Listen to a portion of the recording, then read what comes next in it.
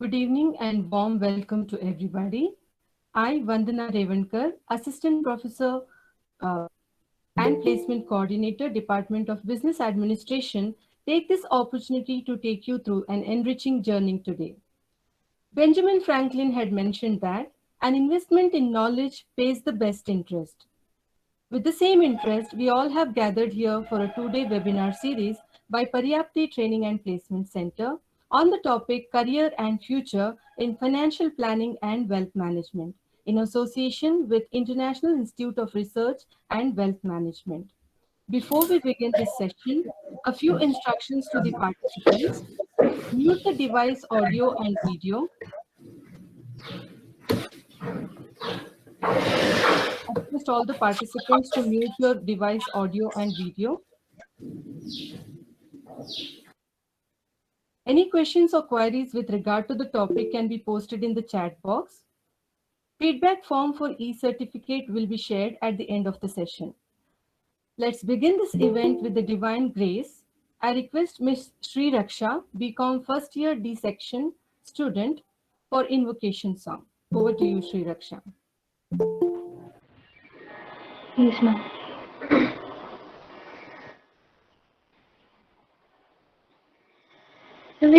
ವಿಘ್ನೇಶ್ವರ ನಿನಗೆ ಪ್ರಥಮ ಪ್ರಣಾಮ ಸ್ಮರಿಸುವೆ ನಿನ್ನಯ ದಿವ್ಯನಾಮ ವಿಘ್ನೇಶ್ವರ ನಿನಗೆ ಪ್ರಥಮ ಪ್ರಣಾಮ ಸ್ಮರಿಸುವೆ ನಿನ್ನಯ ದಿವ್ಯನಾಮ ಓಂ ಗಣೇಶ ಪಾಹಿ ಮಾ ಓಂ ಗಣೇಶ ರಕ್ಷ ಮಾ ಓಂ ಗಣೇಶ ಪಾಹಿ ಮಾ ಓಂ ಗಣೇಶ ರಕ್ಷ ಮಾ ವಿಘ್ನ ವಿನಾಶಕ ಬುದ್ಧಿ ಪ್ರದಾಯಕ ವಿಘ್ನ ವಿನಾಶಕ ಬುದ್ಧಿ ಪ್ರದಾಯಕ ವಿದ್ಯೆಯ ನೀಡು ಹೇ ಶುಭಕಾರಕ ಚರಣ ಕಮಲ ನಿನ್ನ ಪೂಜಿಪೆ ಅನುದಿನ ಚರಣ ಕಮಲ ನಿನ್ನ ಪೂಜಿಪೆ ಅನುದಿನ ಪಾವನಗೊಳಿಸೋ ಹೇ ಶಾಂತಿಧಾಮ ಪಾವನಗೊಳಿಸೋ ಹೇ ಶಾಂತಿಧಾಮ ವಿಘ್ನೇಶ್ವರ ನಿನಗೆ ಪ್ರಥಮ ಪ್ರಣಾಮ ಸ್ಮರಿಸುವೆ ನಿನ್ನಯ ದಿವ್ಯನಾಮ ಗಂಗಾಧರ ಸುತ ಚಂದ್ರ ಸುಧಾಕರ ಗಂಗಾಧರ ಸುತ ಚಂದ್ರ ಸುಧಾಕರ ಮಂಗಳ ಹರಿಸೋ ಹೇ ವರದಾಯಕ ಭವಸಾಗರವನ್ನು ದಾಟಲು ಅನುದಿನ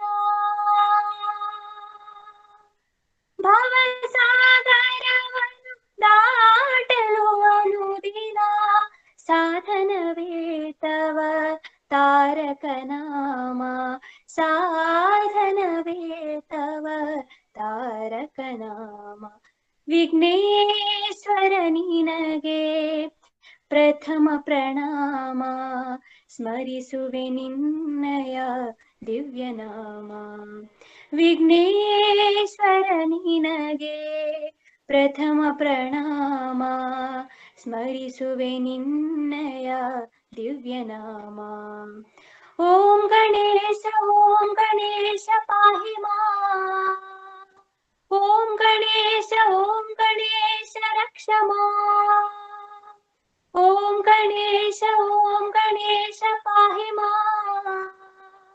ಓಂ ಗಣೇಶ ರಕ್ಷ ಮಾ thank you Thank you, Sri Raksha, for that beautiful Very nice. song. Very good. Thank you sir Now, I request Ms. Bharti NS, Assistant Professor and Placement Coordinator, Department of Commerce, to welcome the gathering. Over to you, madam. Thank you, Vandana ma'am. Good evening, everybody. I am Bharati NS, Assistant Professor, Department of Commerce and Placement Coordinator, BCom. It gives me immense pleasure to welcome you all for the two-day student webinar on career and future in financial planning and wealth management in association with International Institute of Research and Wealth Management, organized by Paryapti Training and Placement Center in association with IQAC. I welcome our beloved principal, Dr. S. Anil Kumar sir, who is our leader and motivator. We welcome you, sir. Thank you. I welcome today's resource person, that is Mr. Tapas Saha, founder and MD, International Institute of Research and Wealth Management, Kolkata. We heartily welcome you, sir.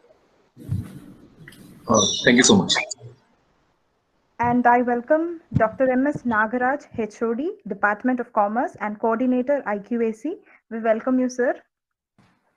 Thank you, madam. I welcome Naveen, sir, also. Welcome, Thank you, sir. ma'am. Thank you. I extend my warm welcome to Dr. Anupama, Placement in Charge, and all the Placement Cell team members. We welcome you all, and IQAC members, and all my dear colleagues and students gathered here. Hope you will have a very fruitful Thank you. informative session. Thank you. Welcome you all for the event. Have a nice day. Thank you. Thank you, madam. Now, I request Dr. Anupama, Placement in Charge for Paryapti Training and Placement Center, to give an insight into the placements. Over to you, madam. Okay. Am I audible? Yes, madam. Don't read success stories. You will only get message. Read failure stories. You will get some ideas to get success. Good afternoon, everyone. Myself, Dr. Anupama, Assistant Professor, Department of Business Administration and Placement in Charge, SSMRV College, Bangalore. Placement Center Paryapti is an integral part of SSMRV College. It functions to ensure the best placements for the students graduating from the college. Students from our college gets recruited in desired organizations on account of their excellent performance driven by initiatives of placement department on emerging areas in chosen domains and formally imparting training which is sustained over the semesters. To remain competitive in today's world, being adept in one area will not suffice. One has to be familiar with other domains too, spearheaded by able professionals with guidance from our beloved principal and faculty members. Placement team Paryapti works all through the year and closely coordinates with the recruiting teams from leading corporate houses to make sure that every student gets suitable opportunities in their chosen field. In the current scenario, when whole world is in process of moving towards the new normal and trying to adapt and cope up with the current situation, Placement Center provides assistance to students the ability to think out of the box as it conducts webinars, seminars, workshops, personality development programs, guest lectures, etc. are regular affairs at this pandemic situation. And the students get ample opportunities to closely interact with the professionals from different industries. Our recent placement initiatives during this pandemic, if I can talk, on March 20th, we at Paryapti conducted off-campus drive by Vivo Mobiles, whereas now 17 students got selected for the final round. And then TCS BPS hiring and smart hiring, a mega drive which is happening in 2 different phases. Our students are participating with a lot of enthusiasm and are getting offers. Our BCA students who have been selected, given offers, to name a few of the students, I should definitely place it on record. Harshita R, who has got the offer from Infosys as well as TCS. Sanjay S, who has got an offer from Infosys. Shilpa H has got offer from TCS. Rashmi TR has got an offer from Infosys. Rajashri R also has got offer from Infosys. Sumuka BG also has got offers from Infosys as well as TCS. Our BCom student Karthik A and BBA student Tejaswini D received offer letters from TCS in the recent hiring process. Hiring process which is in progress right now is Rubicon. Out of 140 students who have registered, From them, 40 students of them are cleared in the first round and 20 students are selected for the final round. Mr. Cooper is one another hiring organization where 240 students have registered. Now, in the next week, the company is going to have a pre-placement talk with the students. Students are also very actively participating in the internship programs offered by Internshala, Ashwak Consultants and Unschool and related. The students who are actively participating in these placement activities of the college, I really appreciate and encourage the students who are actively involving themselves with academic as well as professional breakthrough. The Placement Center has organized a webinar today in association with IQAC SSMRV College on career and future in financial planning and wealth management for the aspiring students who seeks job in the corporate world. So if I have to talk about webinar purpose and outcome today, as a part of Institute Awareness Program, CFP course, International Institute of Research and Wealth Management, imparting key knowledge or pointers in the career course selection and development, which can be utilized by every student for his or her successful career. Apart from this, the webinar will throw a light on the next best opportunity, future and career in the field of financial planning and wealth management. Participants at the end of the webinar can definitely clarify their doubts or ask any queries that they have regarding pros and cons, jobs, and opportunities that in the field of finance. So lastly but not the least, if you know where you stand and where to go, life will take you to such places. So know your aims, set your goals, and zoom ahead. My soulful wishes are always with you in all your creative endeavors. It's my earnest appeal to all the students to make the best use of this webinar on career and future in financial planning and wealth management. We have a great speaker amidst us today with a versatile interest. I'm sure all of you would benefit from this event. With this note, I conclude my words and wish you all the best. I thank our beloved Principal Dr. S. Anil Kumar sir and all my learned colleagues for having given me this opportunity. Thank you all. Thank you so much, ma'am, for that insightful talk for the students. Now I request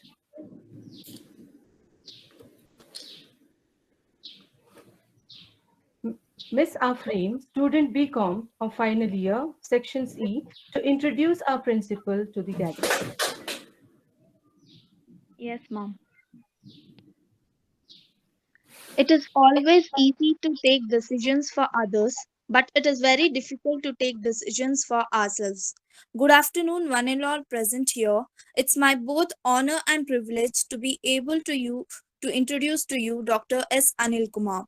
Dr. S. Anil Kumar is the principal in SSMRV College. He has been a popular teacher among faculty and students.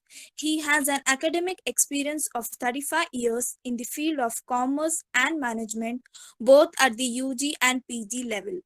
Dr. Kumar has more than 20 years of research experience. He is a recognized guide for many universities for MPhil and PhD programs. He has produced 5 PhDs and 31 MPhils from various universities. He has been doing various UGC-sponsored projects. Dr. Kumar has published articles in leading national and international conferences, to mention a few: Griffith University in Australia, Harvard University in Boston, USA, so on. Dr. Anil Kumar has authored 17 books in the area of financial accounting, corporate accounting, service marketing, entrepreneurship development, production and operation management, and GST. Dr. Kumar has been elected Academic Council member of Bangalore University and adjudicator and member of Research Committee, Christ University. Member of Tourism Committee of FKCCI Bangalore, advisory member of BBMP Roshni. He has been chairman of Board of Studies and Board of Examination of Bangalore University and other universities. The reflection of his hard work and commitment has transformed into various awards such as Dr. Kumar has been awarded in recognition of dedicated service as a teacher conferred by His Excellency Dr. Hansraj Bharadwaj, the Governor of Karnataka, organized by Rotary Bangalore South and Karnataka Civil Defence Corps. He has been awarded for achieving excellence in education from RSST. He has been received Dr. Abdul Kalam Gold Medal Award from Global Economic Progress Research Association, New Delhi, for individual achievement and distinguished service in education and research. He has been an NCC under officer and has won the Best Cadet Award. Dr. Anil Kumar has also been awarded a D.Lit by the University of Panama, USA. Coming back to his key focus areas within SSMRV, his academic innovations like the 360-degree education for wholeness model with 5-dimensional approach, setting up of 27 activity centers are all the stronghold strategies which aims to take the SSMRV college to greater heights. The direct impact of the same was our college getting an A grade by NAC for the first time during its accreditation cycle. It is with pride we are proud to mention that our students got many ranks and gold medals in the Bangalore University examinations. SSMRV College has recently been ranked 4th among top 5 colleges in India for best value for money in the India Today MRDA Survey 2018. The list is endless, but with due respect to time, let me contain my few words about Dr. S. Anil Kumar. Thank you. Thank you so much.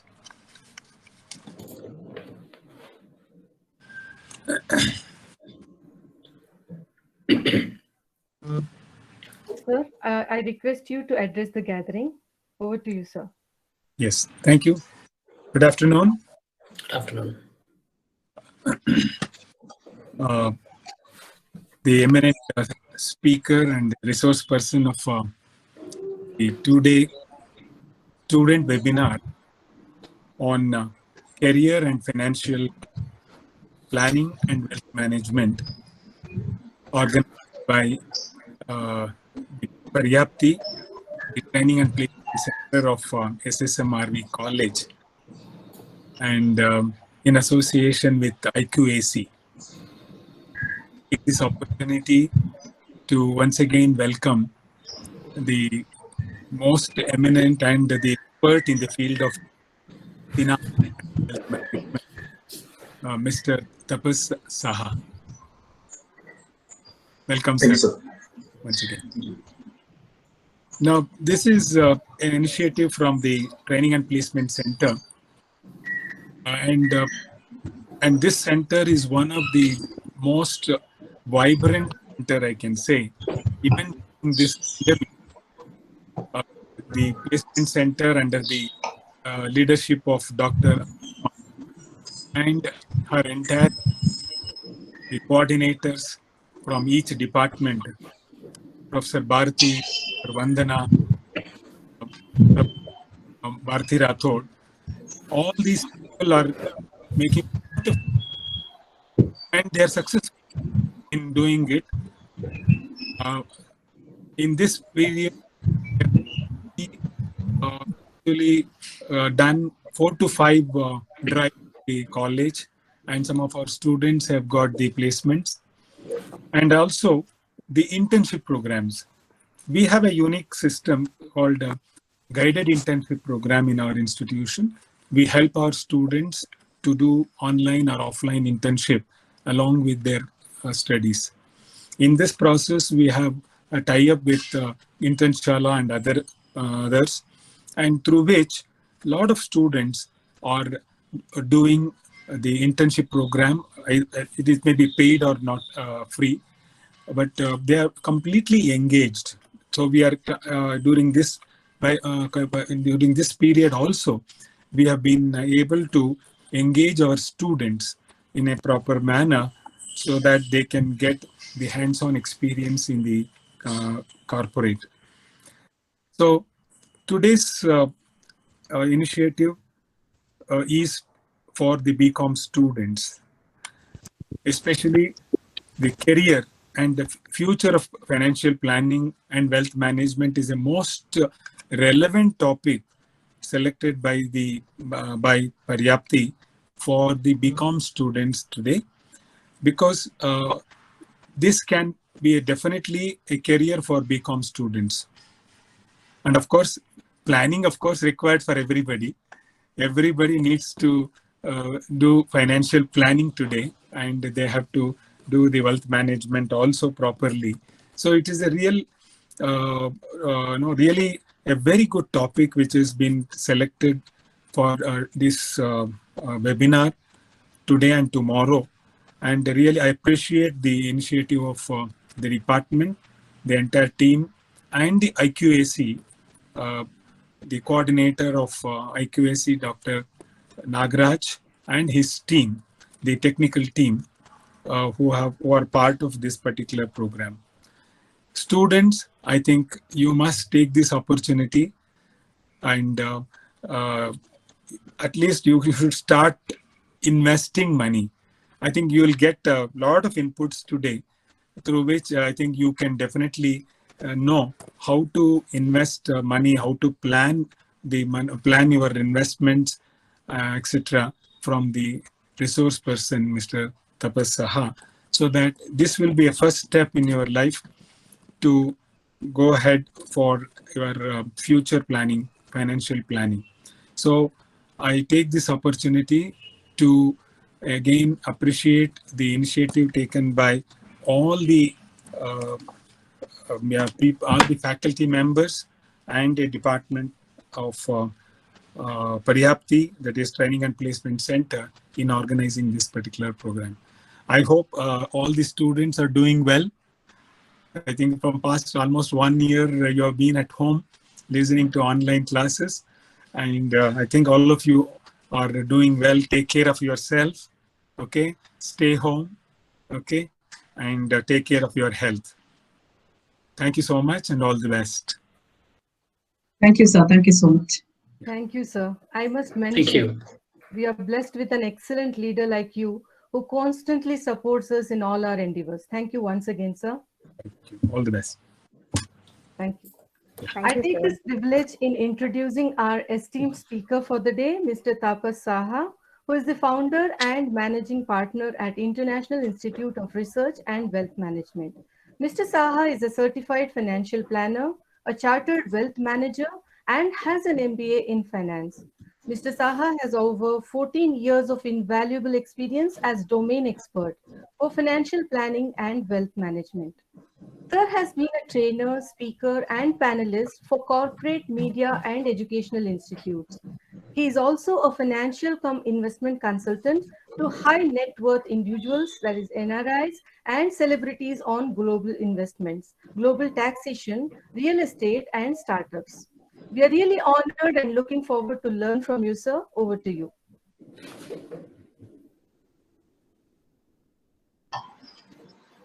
Thank you so much. Indeed a pleasure to be interacting with all the participants today. So before I begin today's discussion, my special thanks and gratitude to Principal Dr. S. Anil Kumar, Dr. M.S. Nagarajan, Dr. Anupama, and Professor Bharati. I think without your initiative, this would not have been possible. Thank you, Naveen, as well. Being in Bangalore, you've been coordinating with the college. Thank you for all the efforts taken. So with your permission, I would like to begin today's discussion. I have a small presentation which I'll be presenting shortly to all the participants. The next 1 hour, believe me, is going to be a very interesting discussion, something most of you must not have heard about. For many of you, it will be like a life-changing situation. So I want your unbiased attention. So I'd like to divide my presentation in 2 parts. First, for the first 15-20 minutes, I'll talk about a particular topic which will help you to understand how to choose programs for higher education. I have around 2 decades of experience as an academician, training both Indian and students abroad. I do a lot of corporate training. So the feedback that I get from both the academia as well as the industry, there were some serious gaps that I realized that exists between the industry and the academia. And this led to me, doing a lot of research. And thereafter, I've been able to create something very interesting. I call this the 10 pointers or the checklist as to how one should choose a program for higher education. It is a strategy which can be applied to any field of study that you aspire to take up. And I request all the participants, my fellow students, to basically keep a piece of paper and a pen. And as I keep discussing these 10 points to you, please take a note of it. Believe me, you'll have a lot of clarity as to how you can choose the right program for yourself. The second part of the discussion would be about a topic which I have domain expertise. I've spent nearly 2 decades of my life as well as a financial planner, wealth manager, starting from training them, be it student training, corporate training.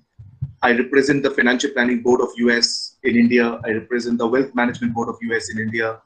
I represent the Chartered Insurance Institute of London. These are all non-profit boards, and I work very closely with them. And what exactly is financial planning from the global perspective, from the Indian perspective? What are the changes that's happening around us? How the industry is shaping up? How the regulations are changing around us? How financial planning and wealth management is going to become a very big opportunity for Indians or students in India. That is a particular area where I like to throw some light upon in the second part of my discussion. So first, let me just share a small presentation.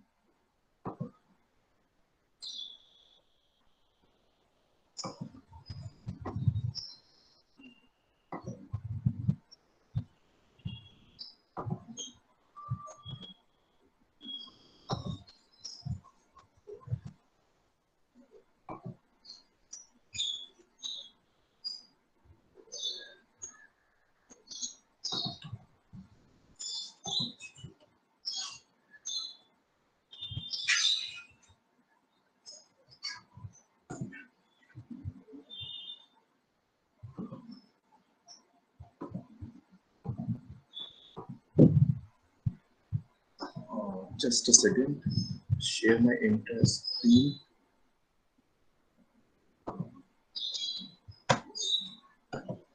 I think I'll have to be given the permission to share. I believe there is some restrictions.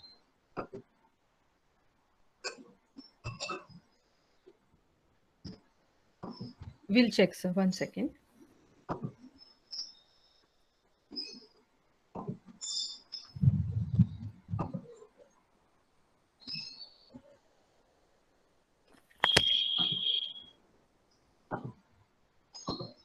Yes.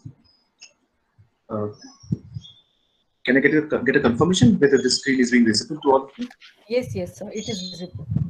Okay, thank you so much.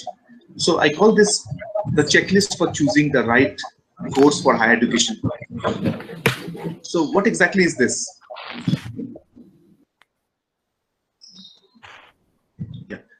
So basically, you see, when I was in college, just like most of you, and this question always came up as to what next, what would be the right career stream I should choose for myself, what should be the right program I should choose for myself, and there was always a confusion around the same concept.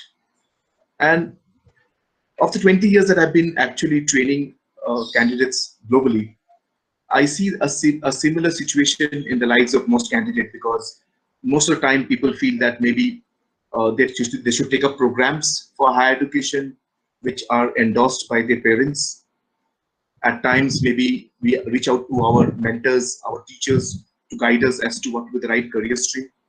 And many a time, or rather most of the time, we look at our friends.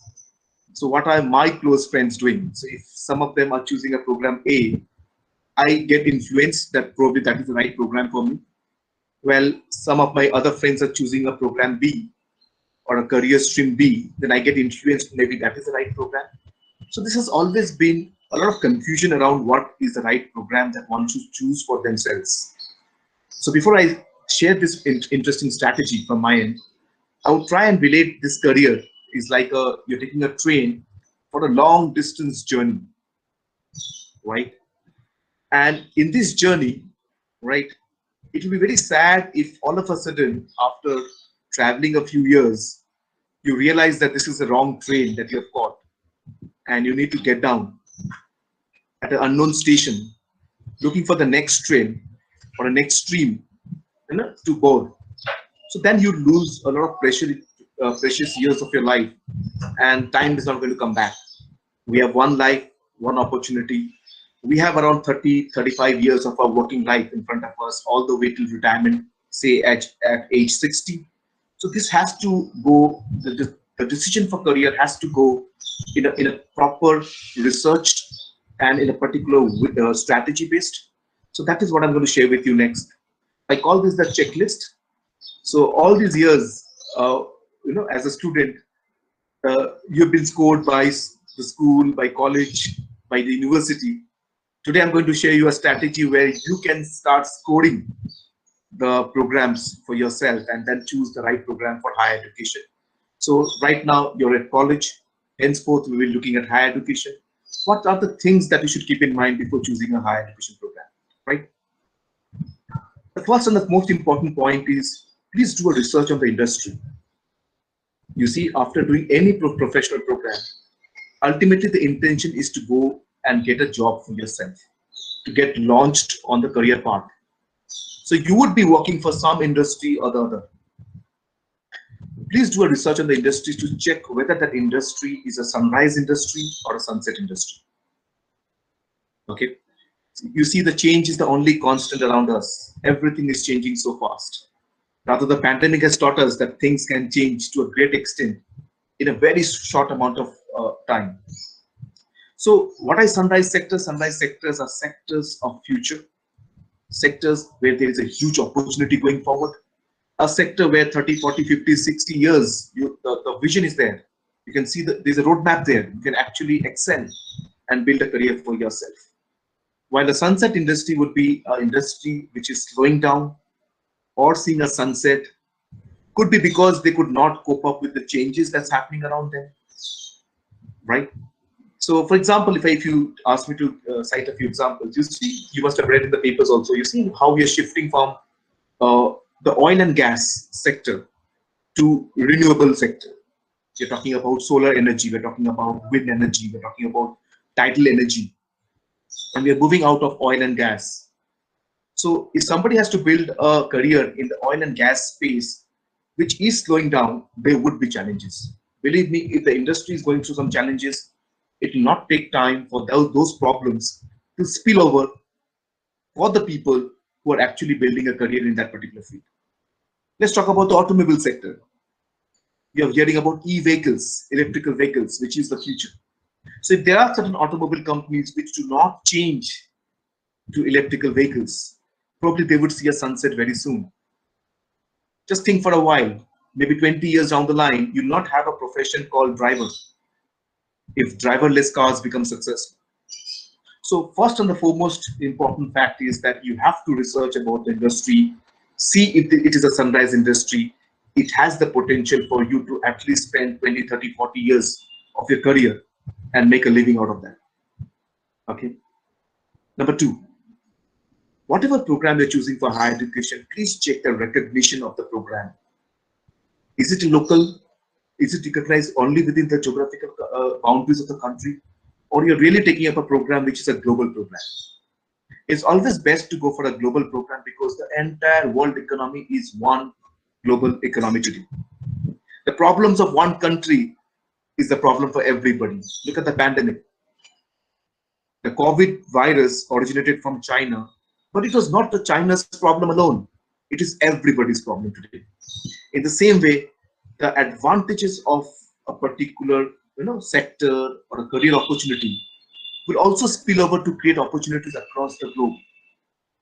So when you're choosing a program for higher education, please see that if you can choose a program which has a global recognition and doesn't have a recognition within a district or within a state or within a country alone, I think then the opportunities will open up very wide for you.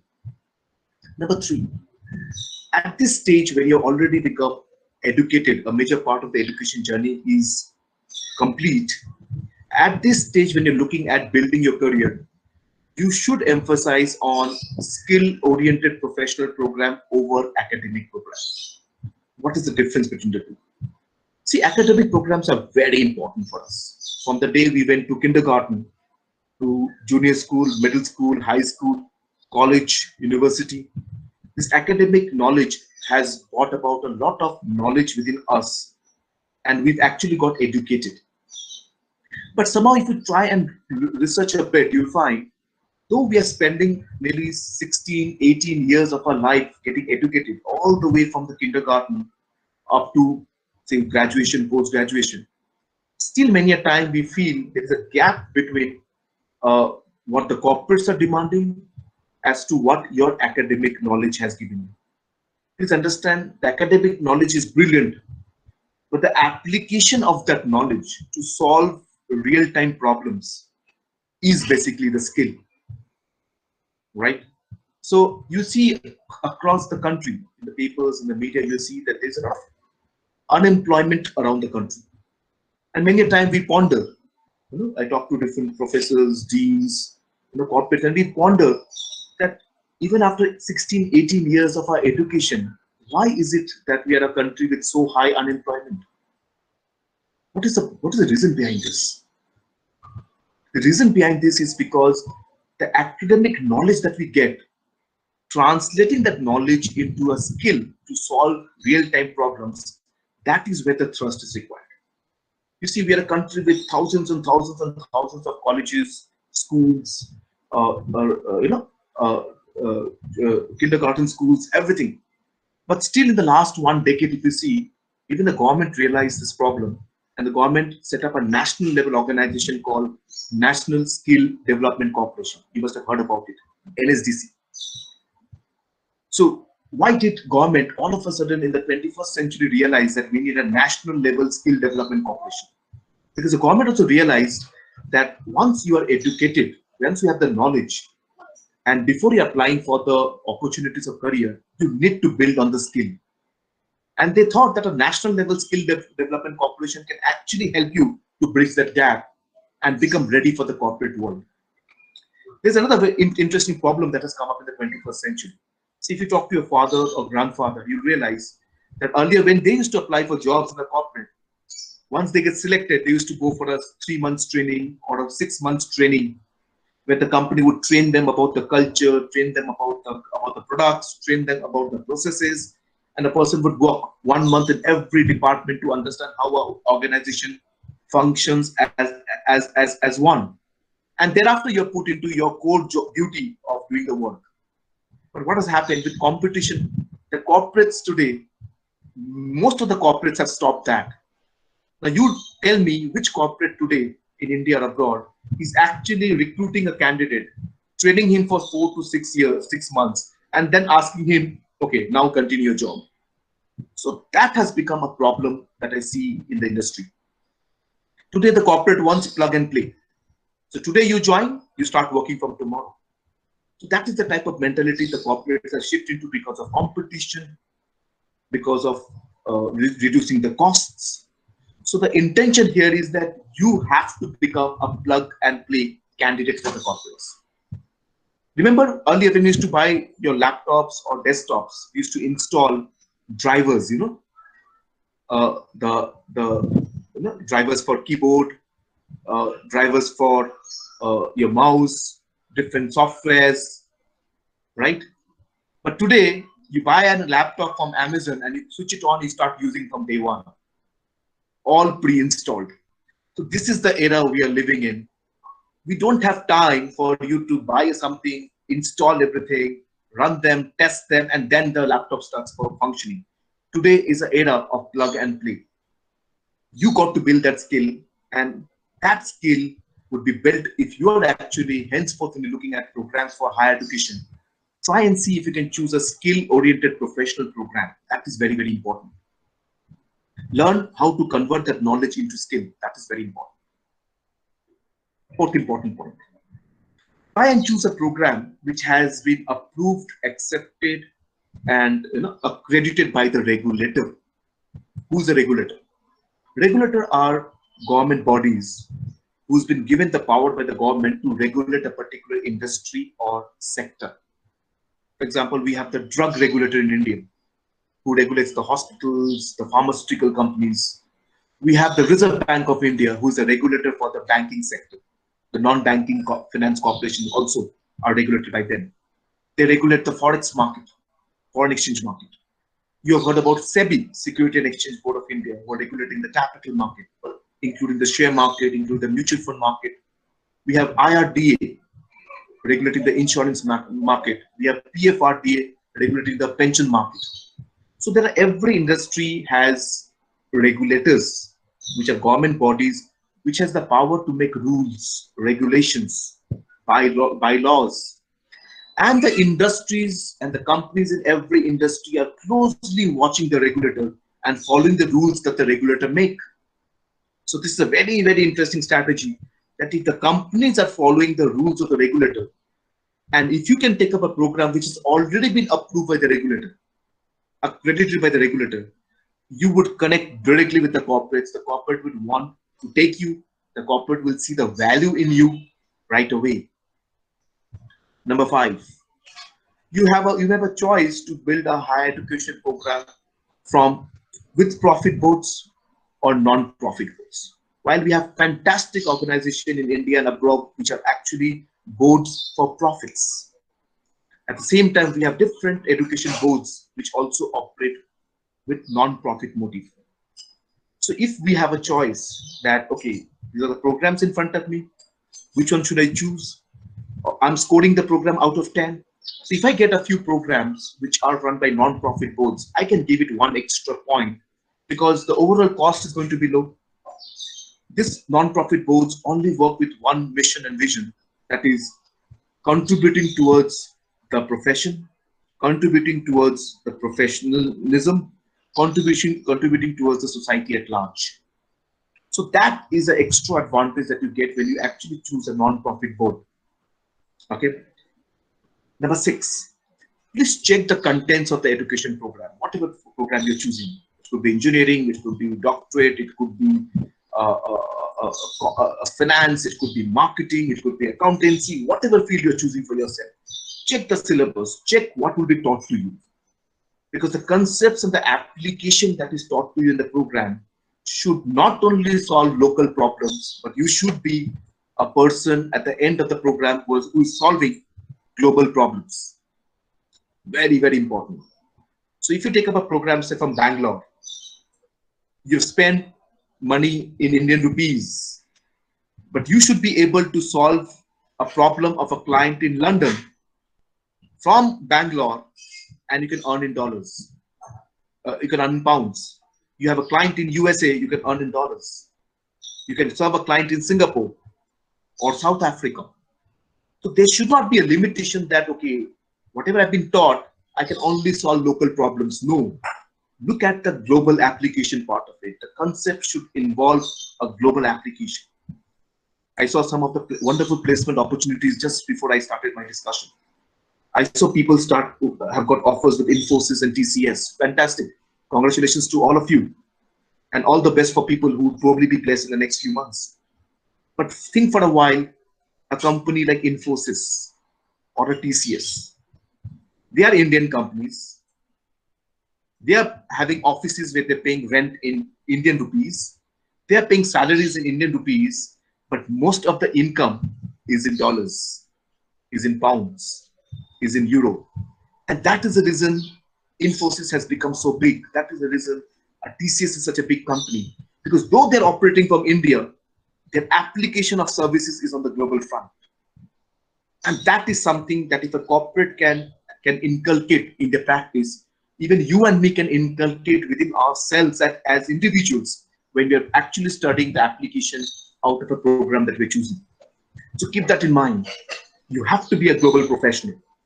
Number 7, the attitude towards the cost of the education program.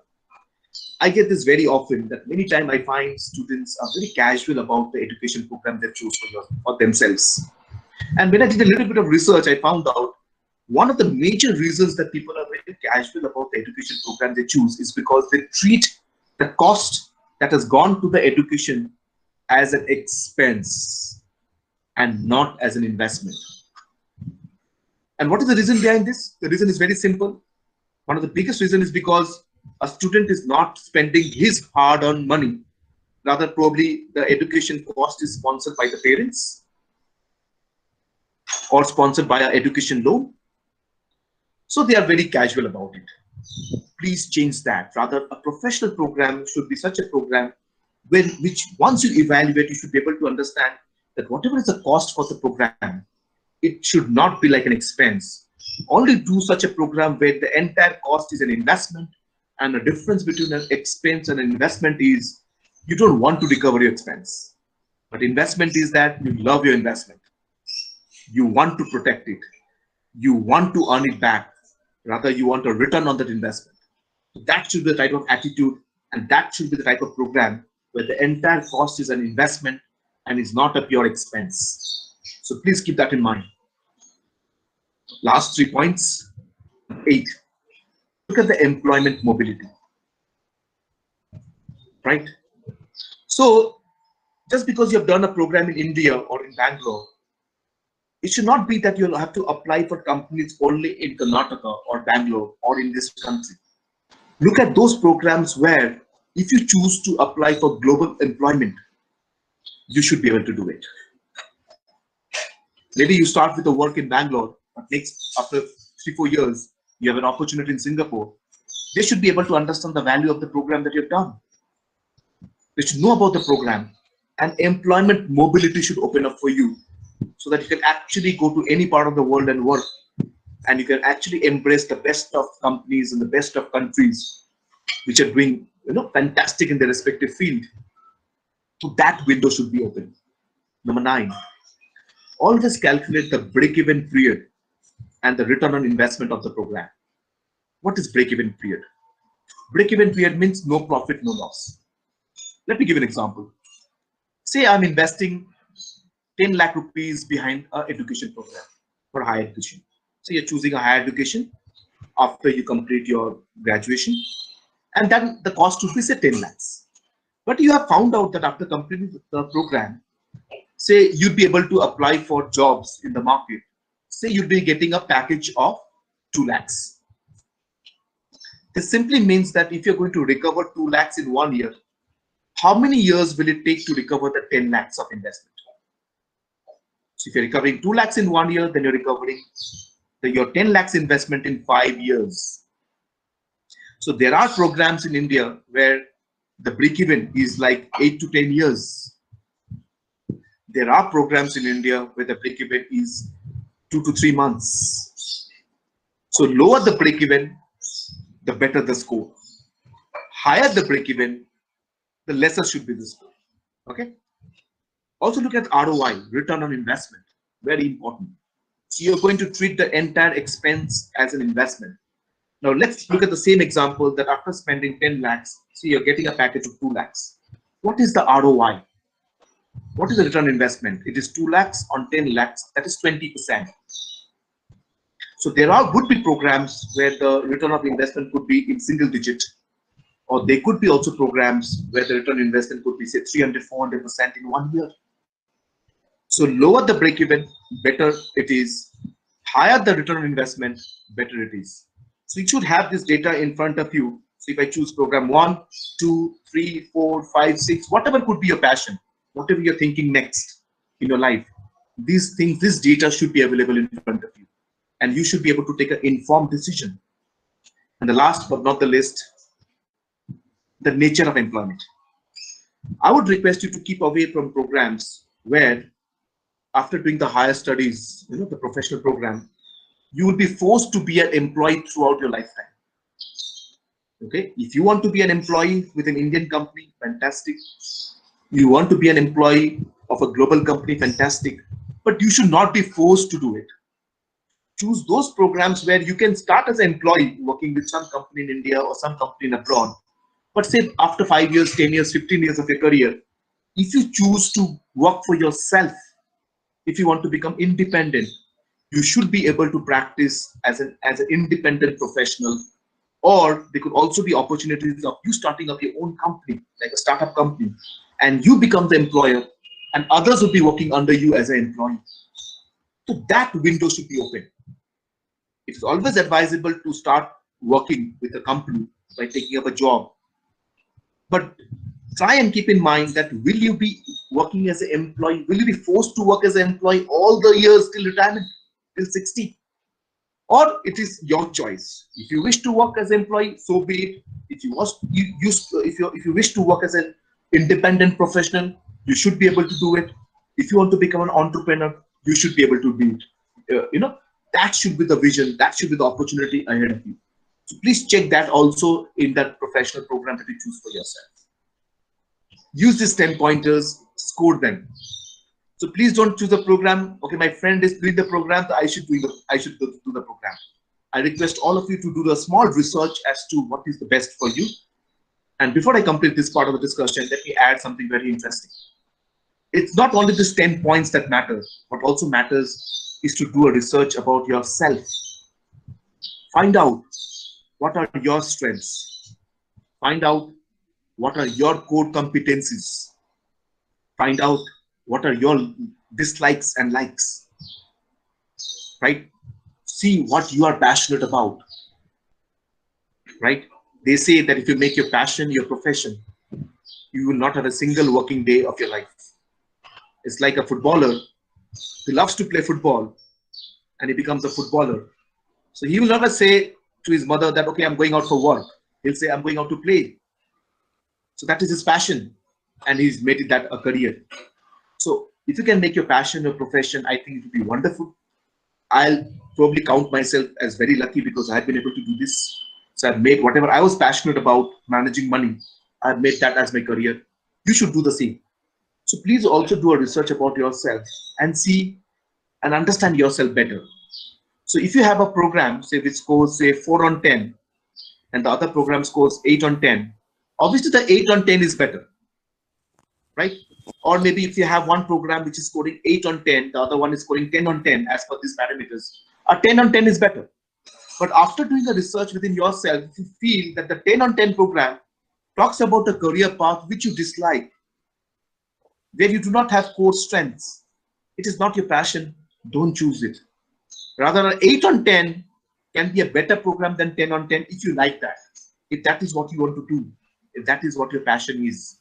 So I would like to summarize this part of the discussion by saying, check out these 10 pointers, make a list of all this data, look at yourself, do a research about yourself, see what are you good at, what are your likings, what are your passion. Combine the two, I think you'll have a lot of clarity. So I've got fantastic feedback from so many thousands of students who've told by applying this, they had clarity of thought. They really could take decisions very wisely. I hope this part of the discussion would help you in a long way in choosing the right career path in the future whenever you're choosing a higher education program for yourself. Okay, so this is very, very important. So with this, let me get into the next part of the discussion, which is the area which I have domain expertise, the area which was my passion, but is my profession today, the area which brings a smile to my face, and I love what I do. And I call this the next big opportunity. Some of you must be wondering, why do I call this the next big opportunity? Let me come back to you with this answer in the next few slides. Let me show you to you why I call it the next big opportunity. So when I refer to the next big opportunity, I basically mean a career path dedicated to financial planning and wealth management. So most of you must be wondering, what exactly is financial planning? What exactly is a wealth management? What will I do if I become a financial planner? What will I do if I become a wealth manager? So let me try and help you out understand this in a very simple language. Look at this particular slide. So this slide, I took it up from a research report, one of the top research report of UT, United Kingdom. So this company did a fantastic research. They went out to different people, different families, with a set of questions. The intention of the research was to find out what percentage of the respondents had financial stress. What was surprising is that at the end of the research, they found nearly 9 out of 10 people had some or multiple type of financial stress. Some of them are bothered about the loans that are outstanding. How do I repay it? Others are bothered about the day-to-day expenses. Kaise chalega? Others are bothered about the income or loss of job, which has become pretty common under this pandemic situation. Others are bothered about their healthcare expenses. Believe me, you and me are scared today that if there is a serious COVID situation and if you have to go to a private hospital, probably they'll bill us 8 lakhs, 10 lakhs for treatment. We are scared, right? Many people are scared about their retirement. Now, the most ignored sector in India, retirement.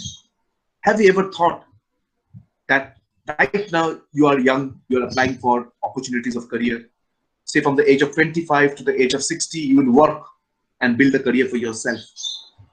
So between the age of 25 and 60, you'll be working, you'll be earning, you'll be spending money.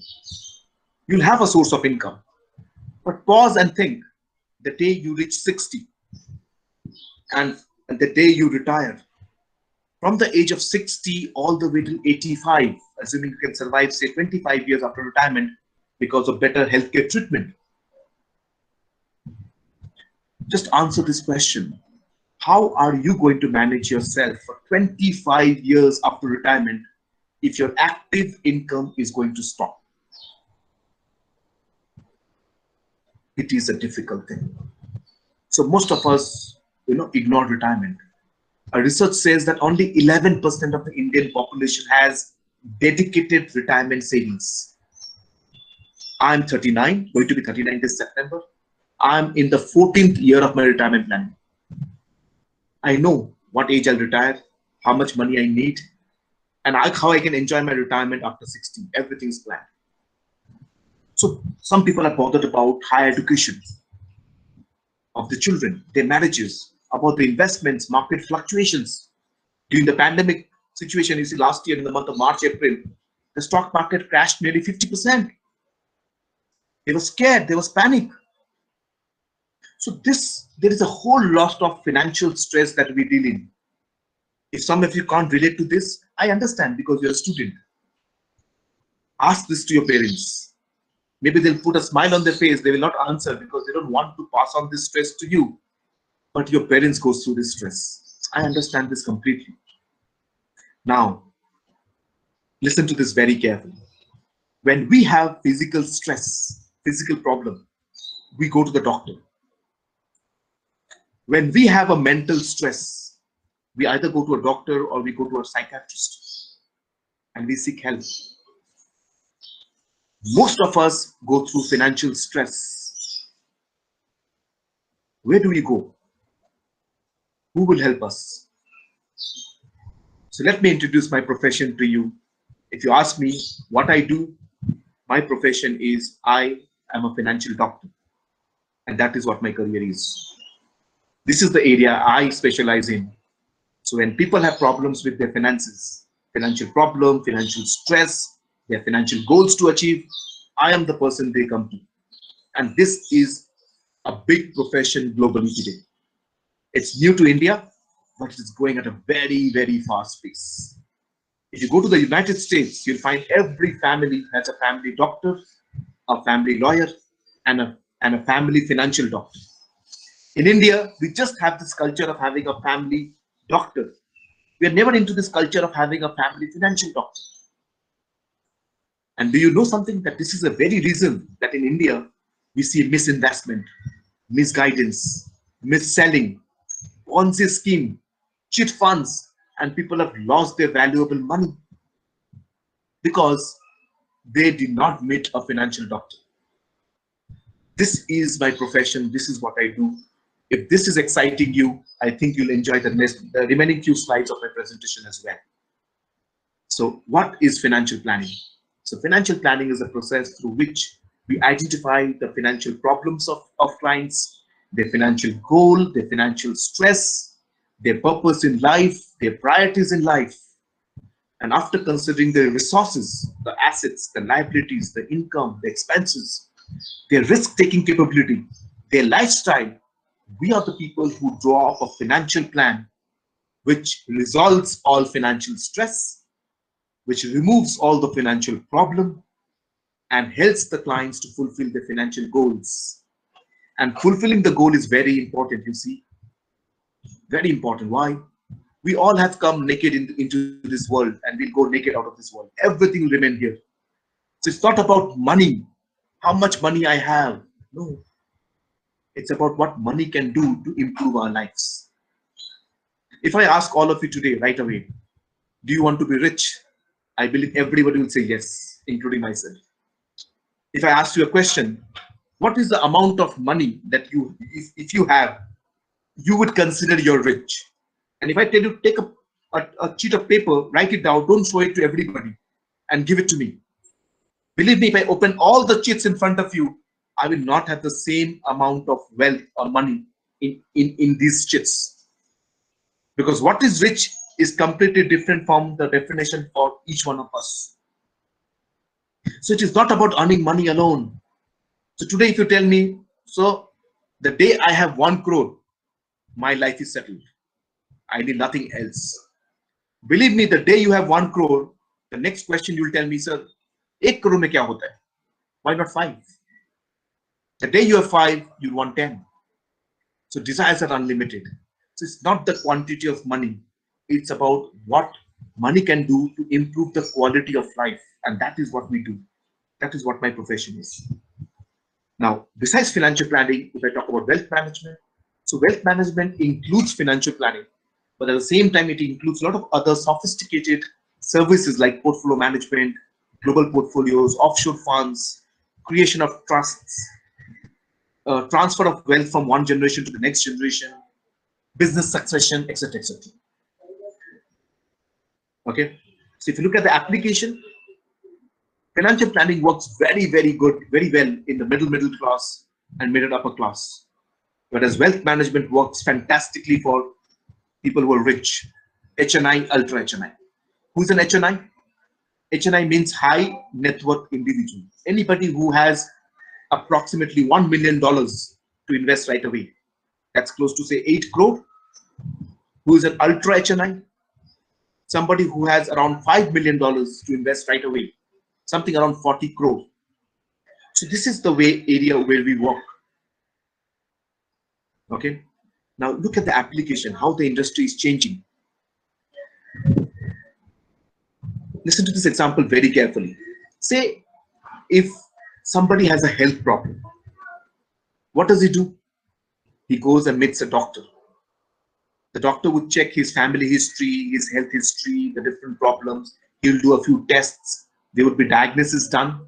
And at the end of the entire, diagnosis, the doctor would give you a prescription. He should tell you that these are the medicines you should take and you should get rid of the problem. So when it is about our health, we meet the doctor first. We do not go to the chemist shop to buy the medicine first. Remember this. We first go to the doctor. Thereafter, with the prescription, we go to the medicine shop to buy the medicine.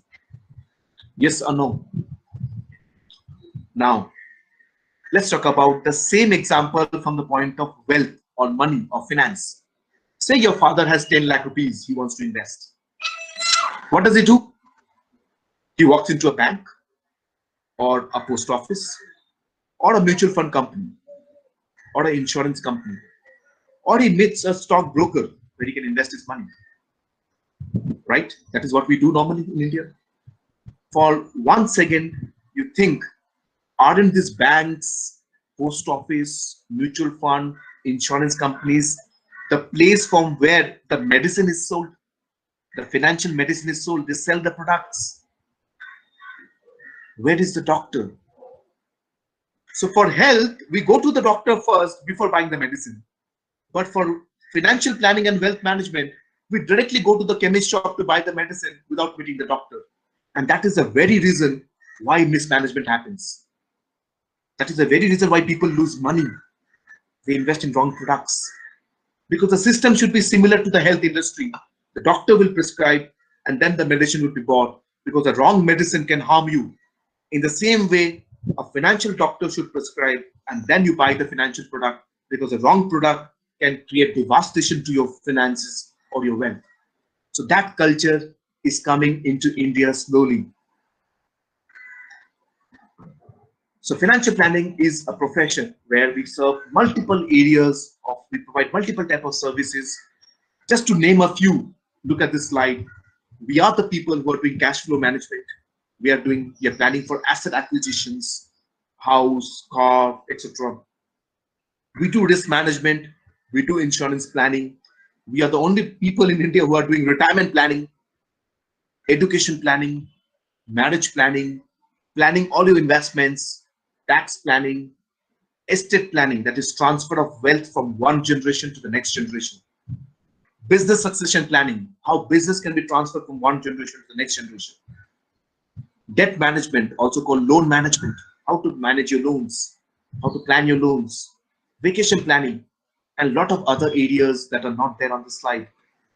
Say somebody wants to do a startup company, or somebody wants to go abroad to invest, right? So you use every day probably of your life, you're using Google, but you don't invest in the shares of Google, Alphabet. Every day you use Facebook, but you don't buy shares of Facebook. Every day you're using your Windows system, but you don't invest in Microsoft. You're watching movies and TV soaps on Netflix, but you don't invest in Netflix. You're using platform like Zooms to do video conferencing, but you don't invest in those companies. So this is the area where we work. Think about it. So we also advise on global investments, global taxation, etc., etc. Look at this interesting report. This has been taken from one of the top wealth management companies of India, Motilal Oswal. I hope you have heard about the name. What's best about this slide is I liked it and I wanted to share with you today, because this slide shows us in one glimpse that India, after independence, took 60 years to reach a GDP of $1 trillion. So India became a $1 trillion GDP country in 60 years after independence. But the journey from 1 trillion to 2 trillion did not take 60 years. We just took 6 years. And now we're heading towards a $3 trillion economy. Our PM is talking about a $5 trillion economy. So we are adding 1 trillion to our GDP every 3 to 4 years. Rather, India is one of the fastest growing large economies of the world. So if the country is growing at such a fast pace, the country will prosper. The people living in the country will prosper. There'll be so much amount of wealth, but the number of wealth managers and financial planners are so limited in the country. Let's look at another very interesting research report. This is taken from another global research company, very popular, McKinsey Global. So what was very interesting about this slide was, according to them, by 2025, 60% of the world's millionaires and billionaires would be from developing economies, and only 40% would be from developed economies. You see, as of today, most of the wealth is in the hand of North America and Europe. I was reading a research report and I was surprised to find that in the year 2020, North America and Europe, if you look at their population, they represent just 17% of the world population. 17%. But this 17% of the world population manage or own 55% of the global wealth. Just imagine. But that is changing. Now the developed economies are slowing down. The developing economies are growing very fast.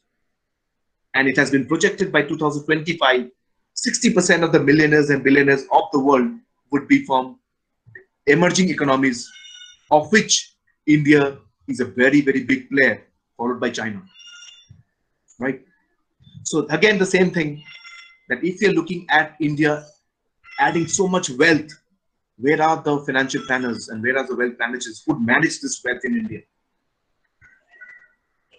So look at this particular slide. This talks about that the population of the country is touching 140 crores, but more than 4,500 people in India are worth more than 400 crores.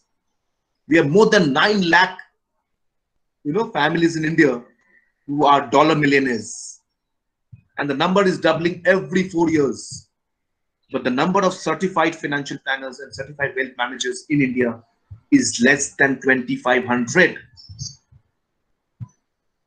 So now I'll pause and tell you, hope you have understood why I'm calling this the next big opportunity. Study this data. This is the next big opportunity. Let me introduce the program to you. How do we become a financial planner? So we call this the Certified Financial Planner Program, CFP. The Certified Financial Planner Program is world's #1 program in financial planning. It is a program which is owned and administered by Financial Planning Standard Board, USA. Financial Planning Standard Board, USA is a non-profit organization.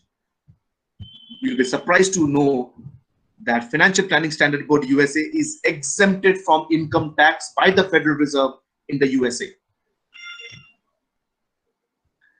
As on today, the CFP program is recognized in 27 countries globally. We are close to hitting the 2 lakh mark. So globally, we have close to 2 lakh CFPs working, and I am one of them. Rather, my rank comes in the first 20,000 of the world. So I became a CFP in the year 2006, 2007. And that time, the number of CFPs in the world was less than 20,000. And in India, there was less than 200.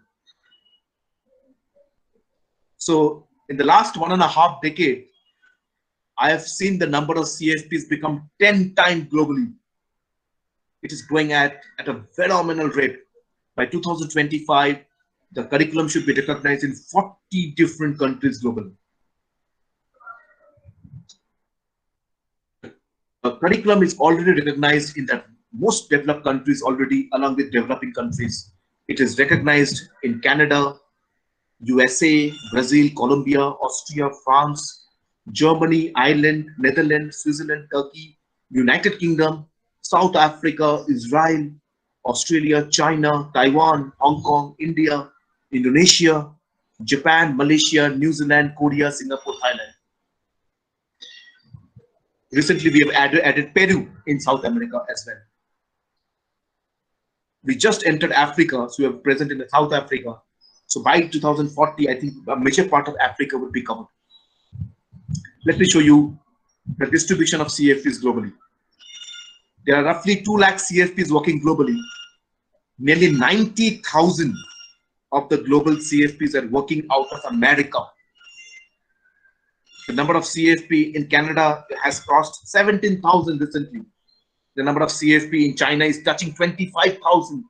In Japan, touching 25,000. In India, the number of CFPs is just crossed 2,000 only. Look at the country, such large. Look at Brazil. The population of Brazil as a country is less than the population of Uttar Pradesh in India. I'm repeating again. The population of the entire country, Brazil, is less than the population of Uttar Pradesh in India. But they have close to 5,500 CFPs, whereas India has just 2,000 CFPs. This is the next big opportunity for India. Let me show you a small comparison. The population of USA is 33 crore. The population of India is 137 crore. But to serve a population of 33 crore in the US, we have close to 90,000 CFPs. But to serve a population of 137 crore in India, we have approximately 2,000 CFPs. Look at the demand-supply mismatch. We have assessed that the country requires close to 5 lakh CFPs right away, immediately. I do a lot of corporate training. I have a training this 18th for State Bank of India. I train the senior bankers of State Bank of India twice a month. 2 months back, the managing director of Standard Chartered Bank India, Aman Rajoria, and his entire senior directors completed CFP under me. You go to LinkedIn, go to my profile. you'll find Aman Rajoria, and he's written there with our institute and in my name. So if Managing Director of Standard Chartered Bank in 2021 is completing CFP, what message does it goes out to you? So that is what I'm talking about. It's about getting the people, the graduates, to pick up this program, become plug and play, and fit the requirement of the corporate right away. Let me show you something more interesting. Financial planning has been rated among the top 10 career options globally by Career Cost, by Yahoo Education, by Forbes, by CNN Money, and also is rated among the top 10 professions as per World News 2012. I get immense pride to share with you that the CFP program has been rated a gold standard program by Wall Street Journal in the year 2006. It's a gold standard program. So let me pause here for some time. So if you look at the global concept of CFP, it is from a non-profit board. It's among the top 10 career options globally.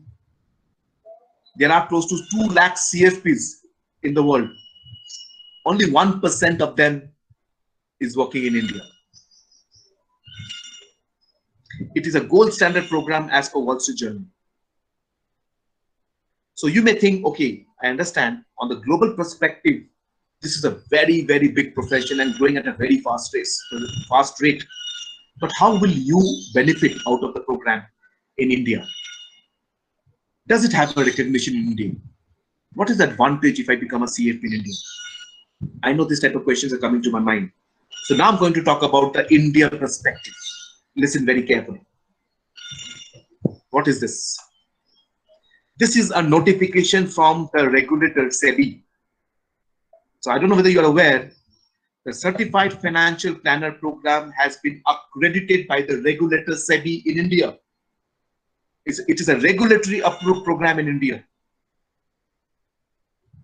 So if you become a CFP, you can practice as a licensed investment advisor under SEBI. Only you can give prescriptions. Nobody else can give prescriptions for investments.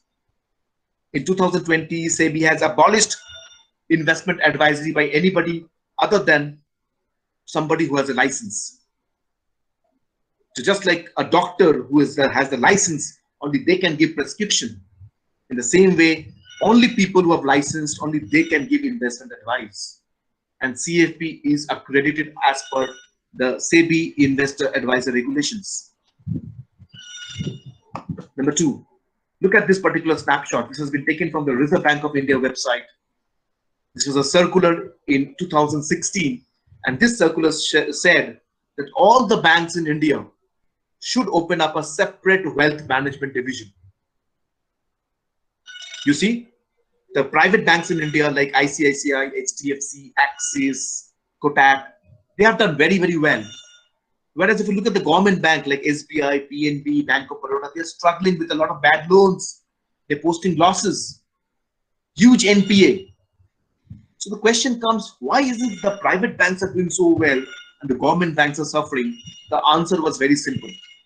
The private banks have a separate wealth management division, which is the most profitable part of the bank, whereas the government bank did not have wealth management division. So Reserve Bank of India in 2016 told that banks should have a separate wealth management division. Right? Look at these companies. They are the most renowned companies in the banking and financial services sector of India. These are the 46 companies who have resolved that they will give a first preference to CFP in recruitment. If there is any career opportunity with these companies, the first preference would be to a CFP. Why? You must be thinking, very simple. I told you earlier.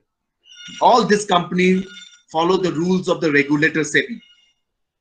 Now, if they are following the rules of the regulator and they see a program which has been approved by SEBI, the regulator, why won't they prefer you? It's a very simple answer. So here you have foreign banks like Citi, Deutsche, HSBC, Barclays, BNP Paribas, Standard Chartered Bank. You know, there are Indian banks like ICICI Bank, Kotak Bank, Axis Bank. You know, you have insurance companies like LIC, PNB MetLife, SBI Life Insurance, ICICI Prudential Insurance. You have wealth management companies like Aditya Birla Financial Services, Ask Wealth, ICICI Securities, Motilal Oswal, Bajaj Capital, Padma Lakshmi, Dynamic, Karvi. You have mutual fund companies like, more or less all of them, UTI, Tata Mutual Fund, SBI Mutual Fund, Principal PNB Mutual Fund, Reliance Mutual Fund, which is now Nippon Mutual Fund, L&T Mutual Fund, HDFC Mutual Fund, ICICI Mutual Fund, Franklin Templeton Mutual Fund. So all these companies are members with the board, and they have resolved that they will give first preference to a CFP in recruitment. Let me show you this. Can anybody tell who she is? She is the ex-managing director of State Bank of India, India's largest government bank, Arundhati Bhattacharya. In a press conference in 2015-16, she told to Economic Times that wealth management is one of the most profitable business. And in that same press conference, she told that State Bank of India is starting their wealth management division in the year 2016. And she told for the first time that she would be going for lateral placements for recruitment. So normally if somebody has to work with State Bank of India, he or she has to take the banking exam or IBPS exam. But by taking a banking exam, you can become a clerk or a PO. You are not a professional wealth manager. She knew that she needed talent for this division. And she told, I'll be recruiting directly from the market. Directly from the market through interview and job. And she did that in 2016. Please see in front of you, I have the official recruitment advertisement from State Bank of India for the wealth management division. And you'll be surprised to see it was printed in the advertisement that CFP is a preferred qualification. Since 2016, in the year 2016, SBI recruited twice, in 17 once, in 2018 once, in 2019 once, and in 2020 once. In all this advertisement I can download from SBI website for you. You'll see the preferred qualification for some of the profiles is CFP. Now let's pause here and understand one thing. So we talked about the global perspective. Look at the India perspective. It is a program which is accredited by the regulator. It is a program which is indirectly supported by Reserve Bank of India. It is a program which is a preferred qualification by most of the corporates in this sector. Even India's largest government bank prints the name of CFP in the recruitment advertisement. So I hope you get the clue that not only the global perspective, the Indian perspective, how good the program must be, that we are having endorsement from the regulator, from the corporates and everybody. Why banks? Through this program, you can actually go into not only banking, but NBFCs are there, wealth management companies are there, financial planning firms are there, investment advisory companies are there, mutual funds is there, audit and tax consultancy companies are there. We have life insurance companies, we have general insurance companies, we have research companies, we have stock related companies, we have KPOs, we have rating agencies. They all would actually prefer a CFP given the expertise that a CFP carries. Okay. So with this, I have a small video. I don't know whether it will play properly on this platform, but Naveen, can you just confirm me whether the sound is audible once I play this? Yes, please. Can you hear? No, there's no volume. I think you have to increase the volume there. No, it's maximum, I think. So I think this video can be played separately. It creates some problem at times. But anyway, let's see if I can play the video separately. But that brings me to the last slide of my today's presentation. And I would like to conclude my discussion with you with this wonderful phrase that we financial planners use globally. And we say, failing to plan means planning to fail. That means if you fail with your finances today, you're probably planning to fail with the finances in the future. Don't let that happen. Be it yourself, be it your family, be it your near and dear ones, or be it society at large.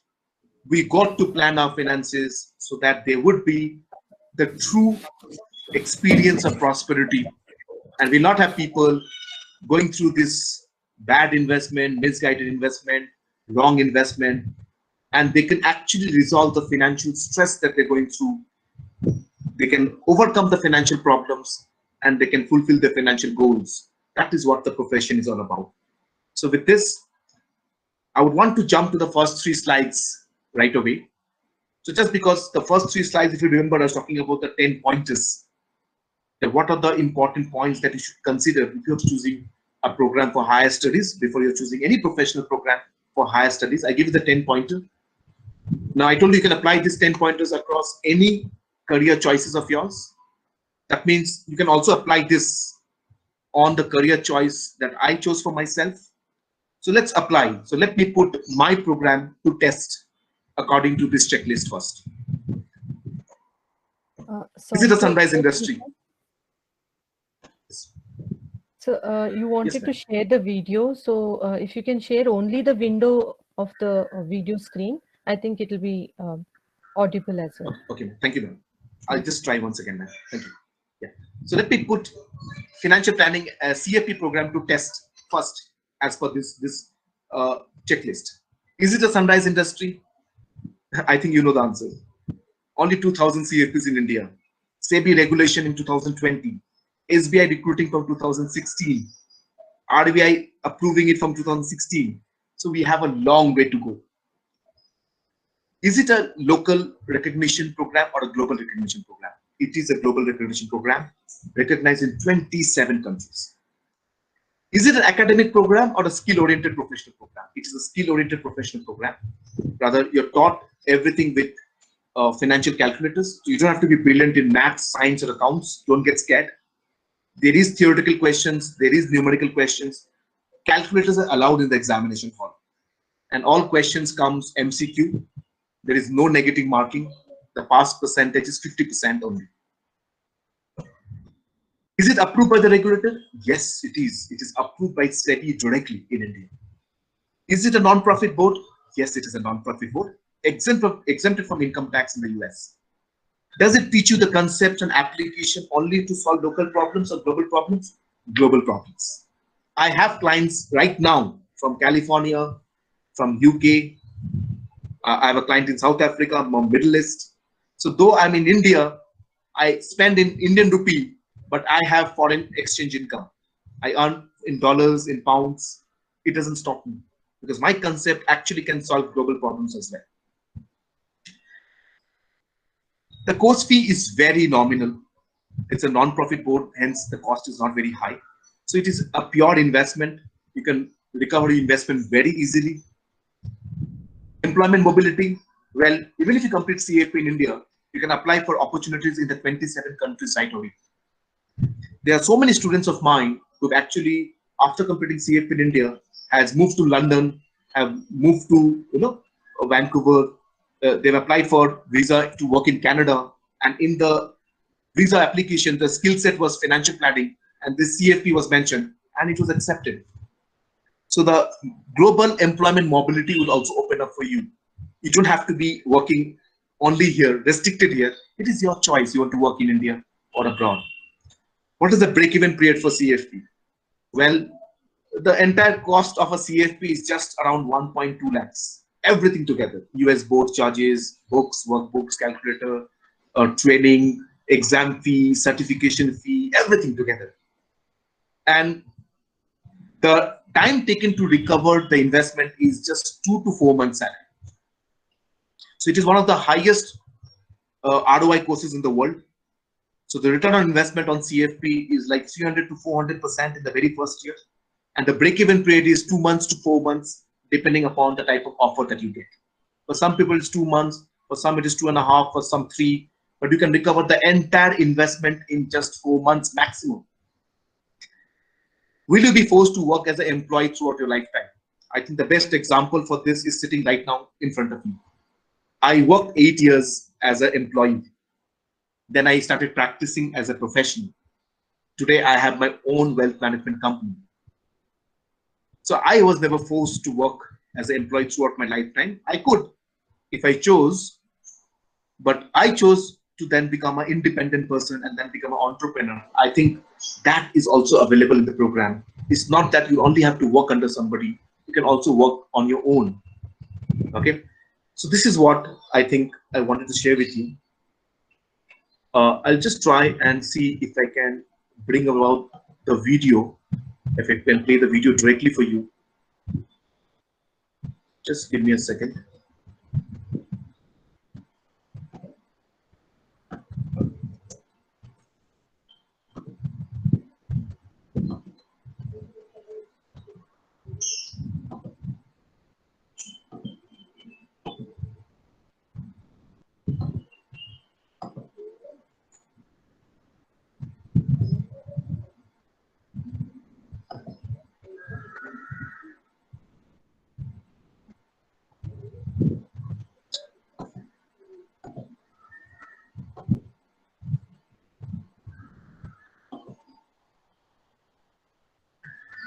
So there is some restriction, I believe.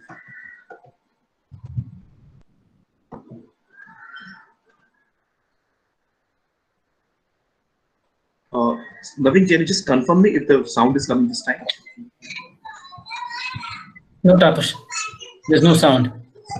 We have some problem with the... Let me see if I can switch off my audio device. Just a second. Sir, is it in your desktop? How, sir, you're sharing?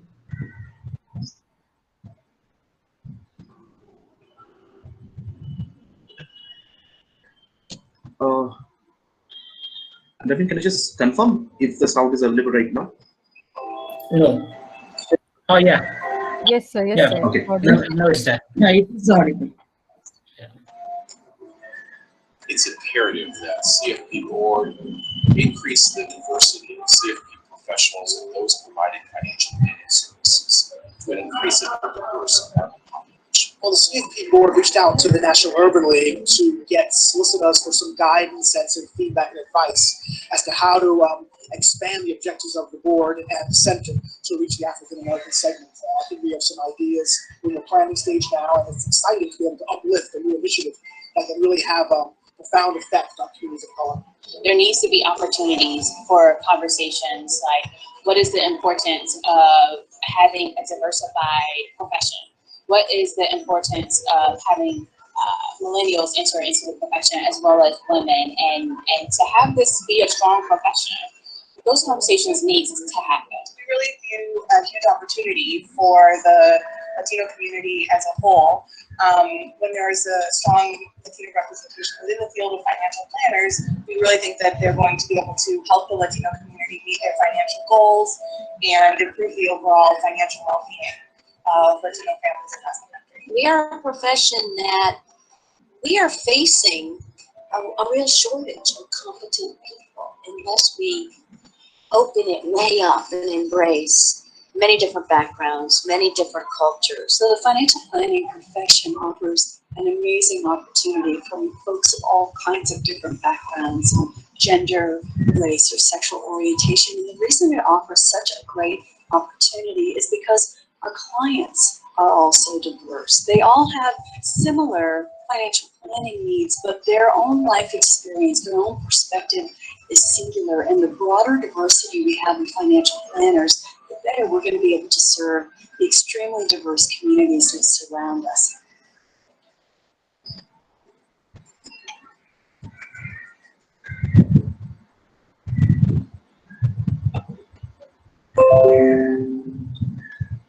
So that was a small, just a second.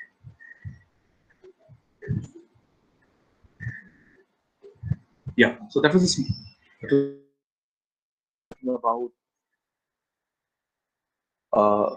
different representative of different countries is speaking about CFP on the global platform, and I'm towards the end of my discussion. So what I like to do next is I like to share with you. I like to take you to Google and then uh, share with you certain important data from the internet.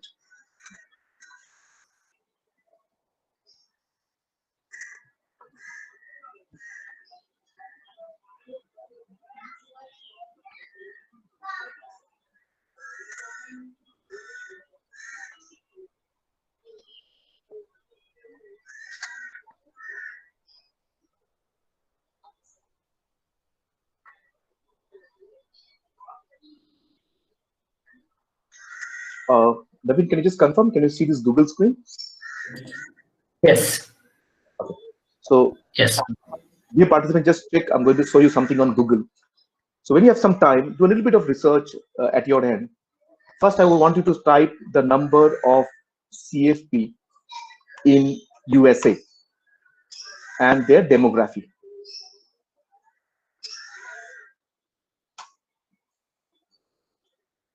Okay. So you'll actually come to the CFP.net website, which is the US board website. You click on the website and you can see live the number of CFPs that are working in USA.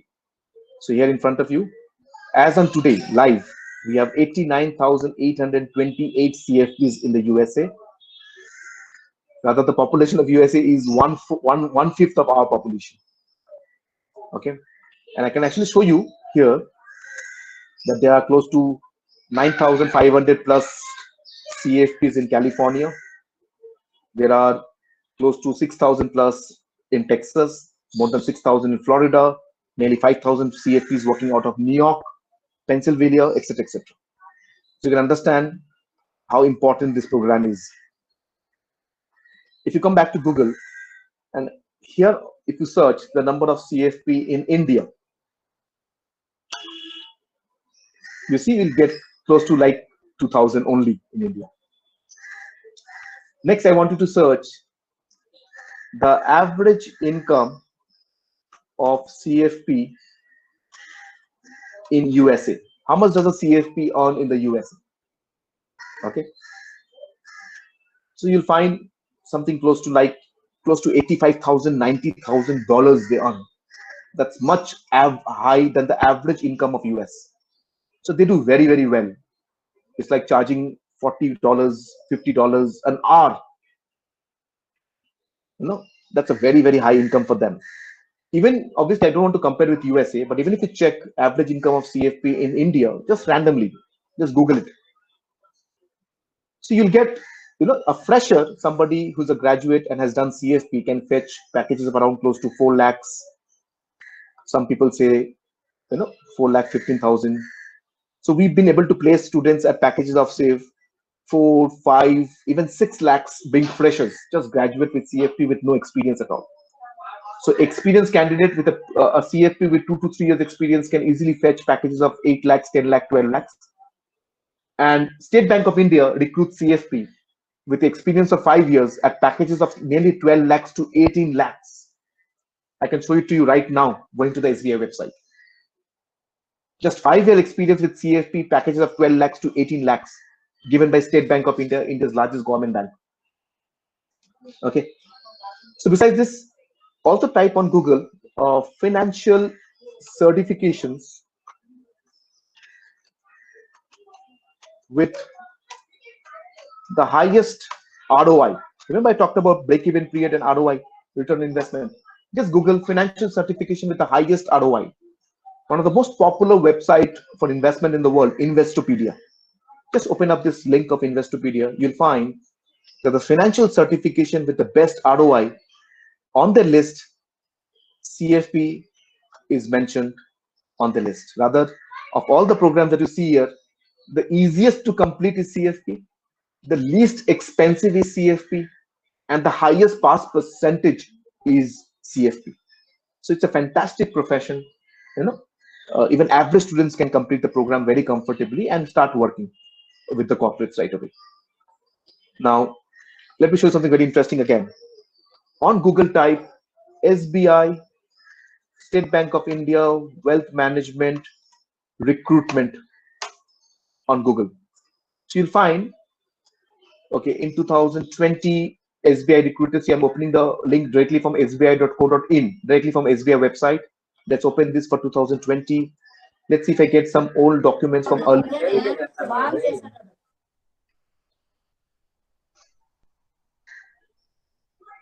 Okay, let's change it slightly, or let's mention recruitment 2016. Let's see if I get anything for 2016. So I got one for 2017. Let's open this. Okay, so that way you can actually find out even for 2018 or 19. You can download any advertisement of SBI. Yeah, 2019. Let me open this. So I've got some random data from SBI website. Let's open 2017. I hope you can see this screen. Recruitment of officers for wealth management. Do a control find and type CFP. Sorry to interrupt. The screen is not visible of the site. I'll just try once again. Is it visible now? Yes, yes. Okay. So you see, I just downloaded this right now in front of you. So recruitment of officers for wealth management SBI. This is 2017. Just do control find CFP. You see, CFP is mentioned here as a preferred qualification. You see, certificate will have a preference. You go to 2019. You see this 2019? Again, recruitment of specialist officers in wealth management. You do control find CFP. You see, the preferred qualification is CFP. You're asking CFP for central research team, right? If I just show you, I don't want to misguide you, but the preferred qualification for a research head was CFP. And let me see what is the package of a research head. The package that we're offering for a research head, obviously they was looking for somebody senior with more experience. But the package of a research head for which they were asking for CFP qualification was 25 lakhs to 45 lakhs. This is official SBI advertisement.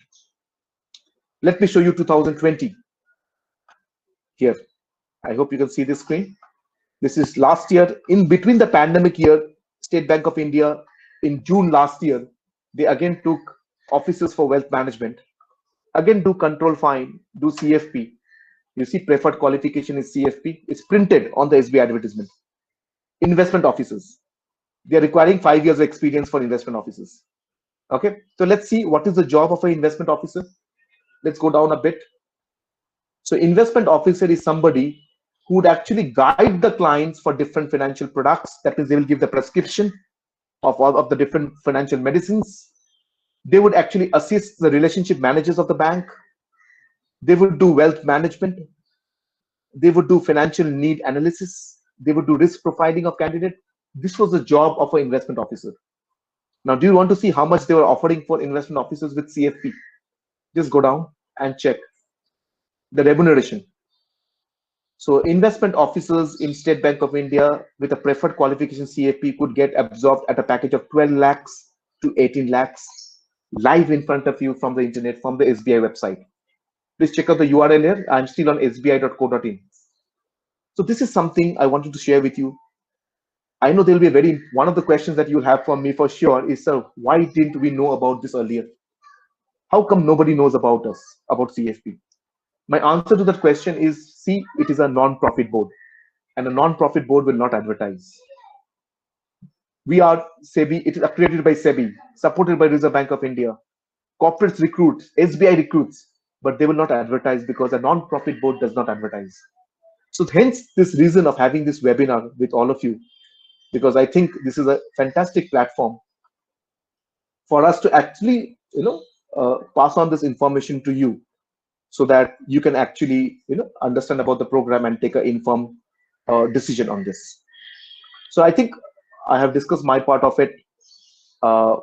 I open the platform for all queries that you may have. Either you can unmute yourself and pass on the queries to me. I'd love to answer all your questions. Or you can use the chat box to put in queries for me. So let me check the chat box. I think I have. I see your messages, Dr. Anupama. Thank you so much for the feedback. Information. Thank you so much. I'm getting a lot of feedback on the chat box. Naveen, yeah, I think Naveen has shared his email ID and a contact number. So if anybody has any queries, you can reach out to Naveen.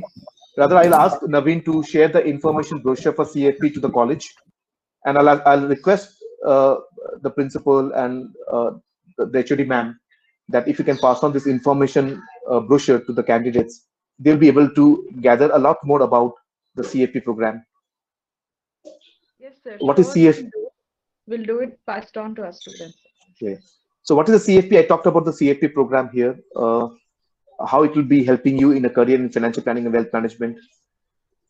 I have a question here, sir. Is it similar to ACCA? Thank you for the question. You see, if some of you have interest in accountancy, you want to make your accountancy as your career, then either you can do a CA of India, or the same CA in the US is called CPA, and the same CA in the UK is called ACCA. So even a CA or a CPA or a ACCA are accountancy program for different countries. None of the program is a global program. So if you're a CA in India, if you want to practice in the US, you have to do CPA. If you're a CA in India, if you want to practice in the UK, you have to do a ACCA. So CA, CPA, and ACCA are similar programs in accountancy. CFP is completely different. CFP is into financial planning. Rather, it's a global program because the entire syllabus is divided into a global content and an Indian content. The Indian content is the reason why the SEBI accreditation is there in place. And the global content is the content which will help you to move from one country to another country very comfortably. So that is the advantage of the CFP. I have another question. If there's so much scope of CFP, and also why we have so less number of CFPs in India, I think I answered this question, is because the board doesn't advertise. So they expect that people will know on their own. Okay, so the number of CFPs in India is lesser than other countries in the world, is because you see the other countries started much ahead of us. We were late. Number two, it's better to be late than never, I would rather say. The second important thing is that the board doesn't advertise. Number three, you see the recognition from SEBI. See, I completed CFP in the year 2006, 2007. That was, at that particular time, the SEBI accreditation was not there. At the moment, we have nearly more than 10,000 candidates pursuing the program in India, because the SEBI accreditation has come just a few years back. It wasn't there when I became a CFP. Okay, so today the accreditation is there, the endorsement is there. Earlier it was not there. Okay, so it was a bigger risk for me in my career, but it's not a very big risk for you because today it is already recognized as such. But CFP course will be available after completion of final year? No. Most of the students and the corporates who do the CFP program do it along with their college and along with their job, because this is not a very aggressive program. You can do it part-time. The best part of the program is that in this pandemic, the entire program will run through an app. You don't need to step out of your home. And even better is that currently the exam of CFP is conducted by FPSB US directly online through a fantastic system where on the day of exam, when you're taking the exam from the comfort of your home, the invigilator can look at you live through the camera and interact with you. So neither for the training nor for the examination, you don't need to step out of your home. You can make the most of this pandemic situation where you're locked in at your homes to upgrade yourself in this regard. Approximately 200 hours of training is required. There are 4 different exams leading up to 4 different global certification. When you complete the first exam, you become a global investment planning specialist. When you complete the second exam, you become a global retirement and tax planning specialist. When you take the third exam, you become a global risk and estate planning specialist. And when you take the 4th exam, you become a global CFP. So the course is divided into 4 examinations. There are dedicated training for each of these, and you can take 4 exams leading up to 4 certifications. All these are global certification. All the certification will come from the USA through blockchain technology. So they're using the little technology to give you the certifications. So when you're applying for any company, they can simply click on the certification and they can validate your certification on the global platform. So that is how it works normally. Anybody after class 12 can pursue CFP. Of the 4 exams, the first 3 exams can be taken up by anybody after class 12. The 4th exam, in order to qualify for the 4th exam, you can sit for the 4th exam, but the certification for the 4th exam, that is a CFP certification, will come to you only if you have completed the exam and you're a graduate. And you either have a 3 years experience in the market or you have done an internship under a CFP. So I'm a CFP. If you do an internship under me, or rather in Bangalore, we have 141 CFPs in Bangalore. So you can do an internship under any of those CFPs there. Then that the internship under a CFP and a certificate from the CFP as a supervisor is equivalent to 3 years experience for you. So this internship would not be free internship. All internship that we arrange are paid internship. That means you can start earning while you're studying.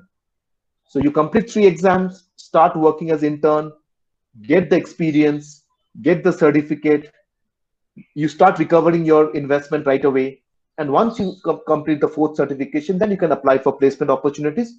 We provide placement opportunities. Rather, all these companies that you see, most of their regional heads, zonal heads, MDs would know me personally because I do a lot of corporate training. So that's not a problem at all.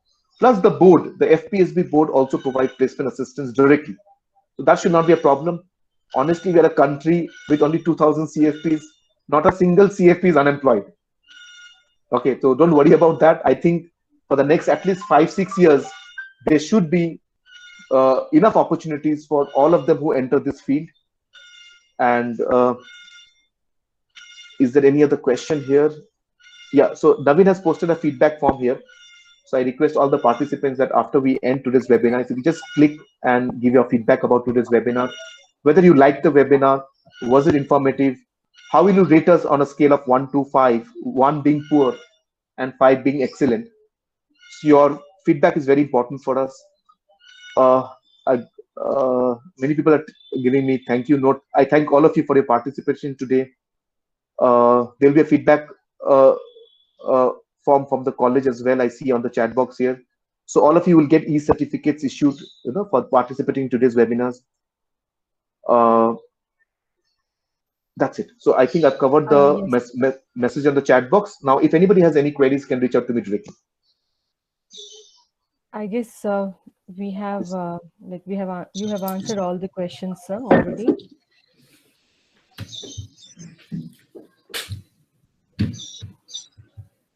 So I believe from my end, I think I've discussed whatever was necessary.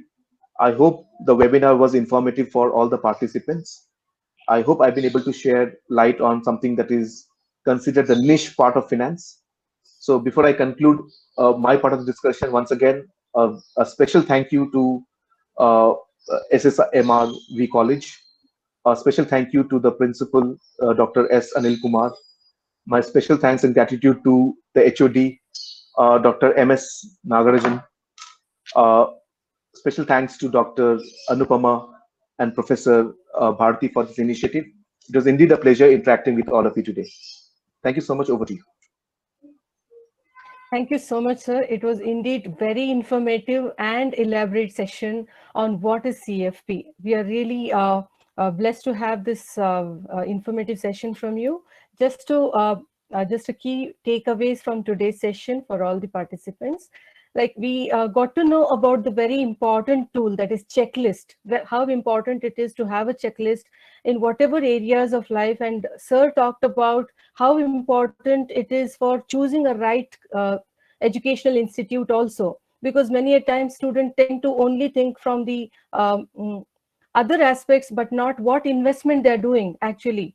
in terms of education. So that is a very good aspect that everybody here has learned, that education is an investment for ourselves. And sir also talked about the core strengths that we can build upon. We can also be looking at the careers from the passion point of view, which we at SSMR, we also tell our students to take up their passion and not just the things which are there out in the market.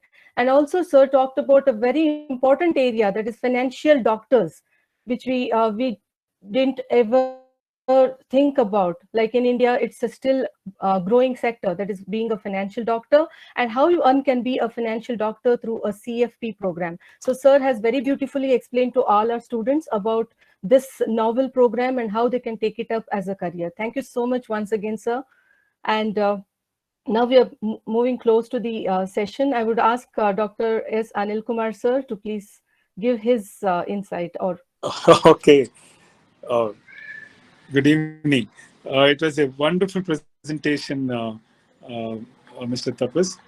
I think really it's a very good program, CFP program. I think you can send us the proposal on this, more details on this, and we would definitely find out how many students would be interested in this particular program, existing students, and we can take it forward, this particular program in our institution. Surely, sir. Thank you so much. Thank you so much. Yeah. Okay. So I'm sure a lot of students would be interested in taking up this program. Thank you. Thank you so much.